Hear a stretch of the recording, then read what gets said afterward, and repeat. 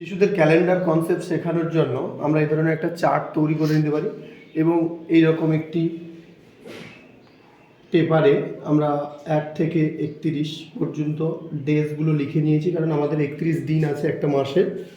আর এই দিকে আমরা সপ্তাহের 7 দিনের 7টা বারের নাম লিখে নিয়েছি এবং এটাতে মাসের 12টা মাসের নাম লেখা রয়েছে।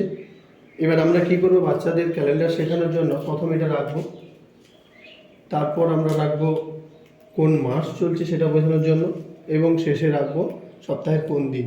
ধরুন আজকের দিনটাকে আমি আপনাদেরকে দেখাচ্ছি।